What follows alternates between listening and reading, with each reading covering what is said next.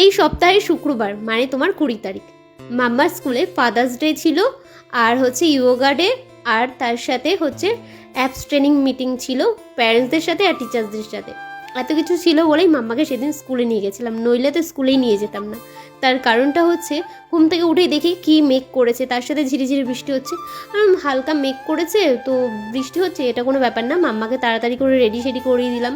আর এদিকে যেহেতু মেঘ করেছিল তাই মা আবার আমাদের সাথে আর কি যাচ্ছিল মাম্মাকে স্কুলে দেওয়ার জন্য। সেদিনটায় মানে প্রবলেম চলছিল একেবারে। কিভাবে যে মাম্মাকে স্কুলে নিয়ে গেছি শুধুমাত্র আমরাই জানি। এসে দেখি তোমার বাড়ি থেকে বেরিয়ে স্ট্যান্ডে এসে দেখি একটাও তো টোটো নেই। যাই হোক, টোটো না পাওয়ায় তাড়াতাড়ি করে মাম্মাকে নিয়ে হাঁটা শুরু করলাম যে যাই অটো স্ট্যান্ডে যাই।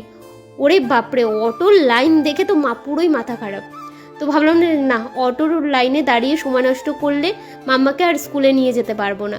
বাস দাঁড়িয়েছিল, বাসে উঠে পড়লাম। এই প্রথমবার মাম্মাকে আমি বাসে করে নিয়ে গেলাম স্কুলে। বাসে করে তো আমাদের যাওয়া হয় না, টোটো করেই যাই। এখান থেকে এইটুকু মাম্মার স্কুল, বেশিক্ষণ টাইম লাগে না, তাই আর কি টোটো করেই যাই।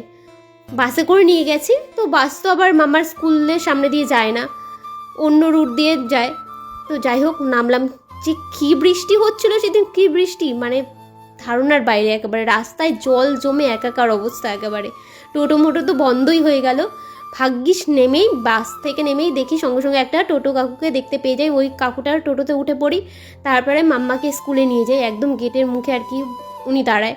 তো মাম্মাকে নামিয়েই সঙ্গে সঙ্গে আবার ওনার টোটোতে করেই আসি। পুরো আসার সময় তো বেশ ভালোই লাগছিল, মাম্মা ছিল না, ভিজতে ভিজতে আসলাম, খুবই ভালো লাগছিলো। তারপরে বাড়িতে এসে কাজ টাজ কমপ্লিট করে আমি আর সৌরভ আর কি বেরিয়ে পড়ি মাম্মাকে নিতে যাওয়ার জন্য। একটা অটো টোটো তো কিছুই চলছিল না, যেহেতু বললাম না রাস্তায় পুরো জল জমে দেখো কি অবস্থা। তো ওর বাইকে করেই ছাতা মাথায় দিয়ে রেইনকোট পরে, তা আবার আমি এই প্রথমবার জানো তো রেইনকোট পরেছি, জীবনে কোনোদিনও আমি রেইনকোট পরিনি। সৌরভ এতটা আমাকে জোর করছিল, ওর জন্যই আর কি রেইনকোটটা পরেছি।